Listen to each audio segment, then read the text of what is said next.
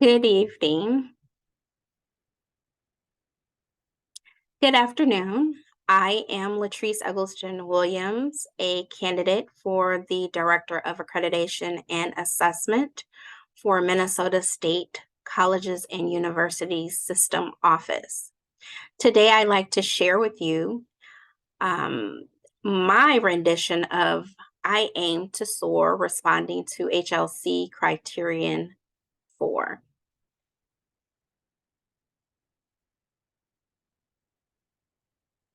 Today's agenda will generally provide a purpose of Criterion 4, just a brief review, an overview and summation of Criterion 4, and then just my general statements of how to assist an institution or a college to aim to soar in their response to Criterion 4, and talk about generally and briefly a timeline of my response to our key stakeholders. So the purpose of Criterion 4 really falls into um, knowing that it's entitled Teaching and Learning, the Evaluation and Improvement of Colleges and Universities. It really focuses on demonstrating quality education programs, including learning environments and their support services.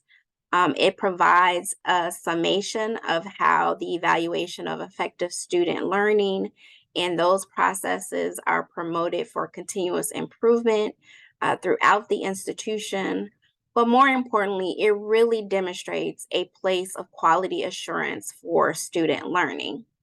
Now, what you see on the screen that's provided to you really is a summation of Criterion 4 teaching and learning, evaluation, and improvement.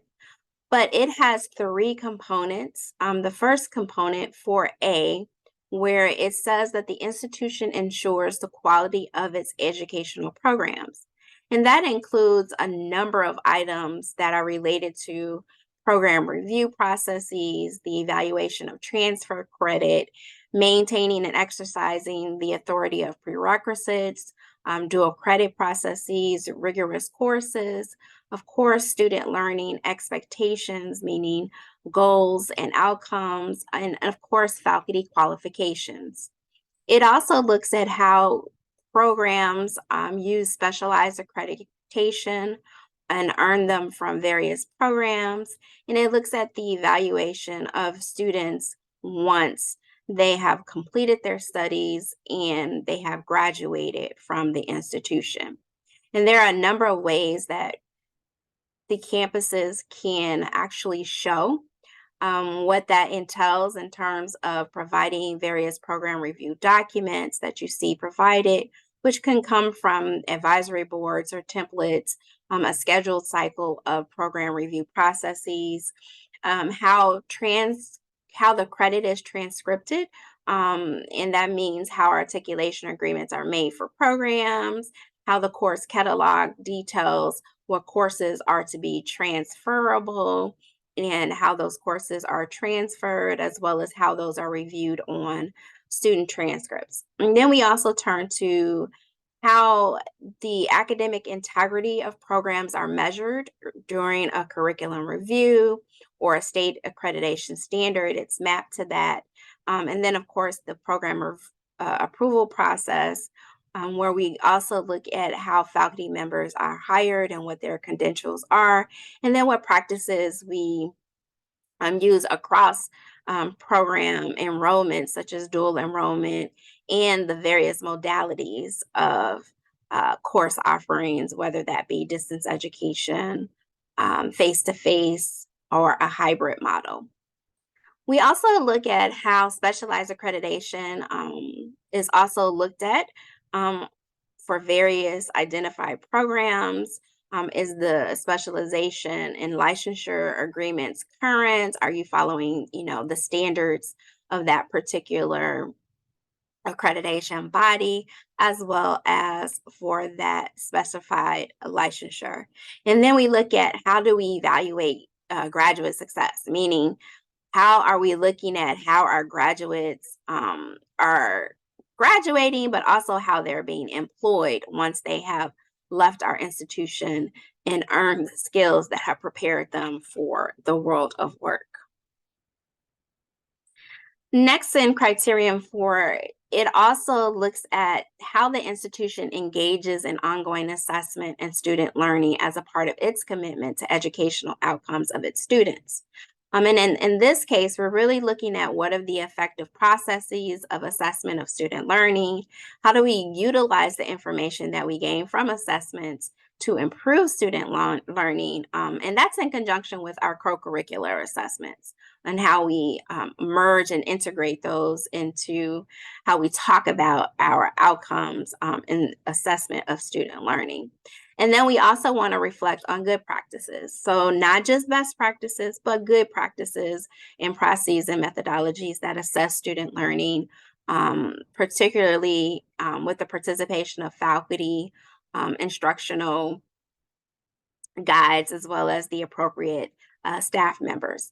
And some of the evidence that's associated with how do we demonstrate that is really looking at our processes and assessment plans that can include, of course, the course to program to institutional level learning outcomes. How do those map our curriculum maps and how those outcomes are associated within those map? What assessment measures do we use, whether direct or indirect? Um, and looking at and evaluating our annual reports by program, by institution, and then maybe in some instances compared to the system as a whole. We want to look at our faculty review, assessments of curriculum, looking at our curriculum committees and information that comes from those committees, whether it be through committee meetings, um, data that is collected by maybe a staff member that's a coordinator, rubrics that are also used to evaluate and assess if students have learned based on what we have said or stated as our student learning outcomes for each of the various programs that we are discussing. And so we also want to make sure that in this instance, we also have our campuses provide information and feedback from employees from our licensure exams. What is our average? How well do our students actually perform on the licensure exam? Um, has there been any, or to note, has there been any curriculum changes based on what the assessment outcomes have been? And again, we can find these things in committee meetings, reports. Can look at faculty training and training them on how to do assessments. We can look at hiring documents to look at our faculty credentials, and then of course we can look at our curriculum changes that have been made uh, at the college or the institution with their curriculum committees. And then the last section of criterion four, which is not really what you asked me to focus on, but is basically a summation of 4A and 4B and what has been provided. And that's really providing the institution, pursues educational improvement through goals and strategies that improve retention, persistence, completion rates in its degree and certificate programs. So how do we demonstrate that we've actually helped to improve our retention, our persistence, and completion rates? And that's what colleges will need to provide evidence for, which is data that they collect based on how they've defined retention, persistence, and completion for their campus, and the use of that information on making improvements in their processes and methodologies to reflect good practice as they move forward in continuous improvement of that particular program and outcome for the student, because it's all about student success. So I came up with an acronym for our campuses to engage in how to respond to criterion four. And I sum it up as I aim, to SOAR. So basically, I aim to SOAR speaks to the aspect in responding to criterion four, where institutions are intentional about mapping their course goals, at every level. So from the course goal, from the course itself to the program goal itself to the institutional goal and to maybe even the system goal if appropriate to do so. So looking at those curriculum mappings to the student learning outcomes will be important. And then how do you articulate to students these goals? That should be written in specifically maybe the syllabus or provide a document to the student of what those goals are and how those goals will be measured throughout the course and where those activities that coordinate with that measurement will be given. And then you want to inform every student about each of the goals at each of the levels, whether this is just the course goal and it will imply that you've met this program goal and that you've subsequently met the institutional goal and potentially the system goal. And this is, can connect to the strategic plan of the institution as well as the strategic plan of the department or the unit or the academic program. And then we want to make sure that we're measuring appropriately these goals and we're using the tools that are necessary to measure what we want to measure.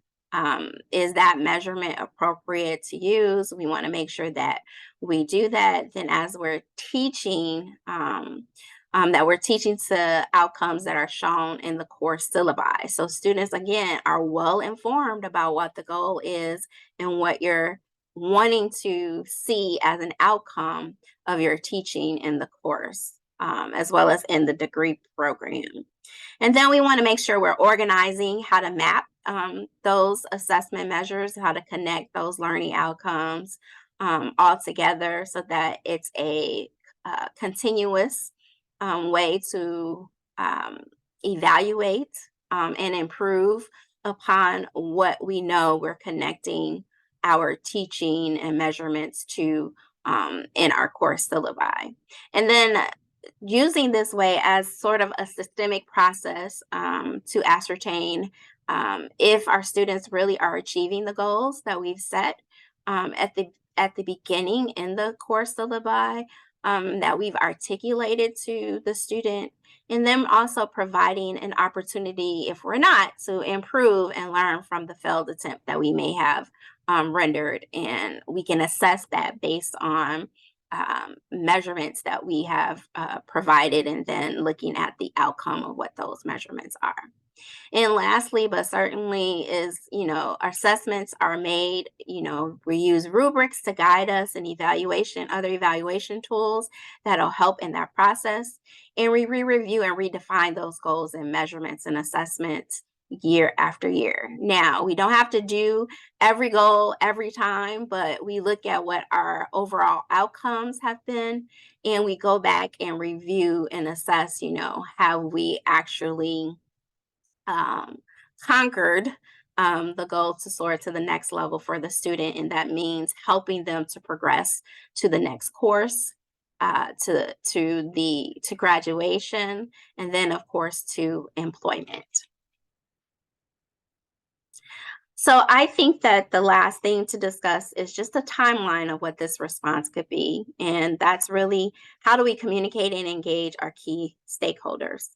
First, we want to make sure that in our time to respond to our key institutional stakeholders, it's not a time to wait, but it's to do it now. There is urgency in making sure that we respond to our criterion 4, that we're doing it in the present, and that we are forever ongoing in terms of making changes that are necessary to make improvements so that our students can be successful. So we know that faculty serve as the key champions to ensuring criterion 4 is met and that our students are learning and assessment is happening, that it's on a continuous basis of improvement, and that we are reaching our optimal outcomes for student success. But along with faculty, we know that administrators and staff, that include our assessment directors, potentially academic advisors, deans, and provosts, provide learning opportunities for faculty and student support staff to be guided in this process of student learning and engagement that really benefits the student holistically to obtain a degree and to provide opportunities to work in their desired fields. And so it is a collaboration among every member of the institution to help meet criterion for, and in particularly our processes in terms of showing um, goals, our mission, and improvements at every level, from the course to the program to the institution and to potentially the system as a whole. And then, lastly, just to pull everything together, um, we indicate that our institutions must be intentional about mapping course goals to program goals to institutional goals to system goals that are articulated to our students by faculty in the classroom who inform students on how course and program goals are measured to meet the teaching outcomes that are efficiently organized and appropriately for systematic processes to yield opportunities to improve and redefine the assessment measures and needs through structured and timely review, which seeks continuous quality improvement and assurance that the institution has met its mission of student learning and achievement. Ultimately, criterion four looks to defining processes and evaluations and providing a methodology as to how we're going to assess our student learning, so that they can continuously um, improve and ensure that they have met the goals that we have set for the student at the institution, and it shows quality academics being rendered within the institution. Thank you so much for listening to me, and I look forward to talking with all of you soon.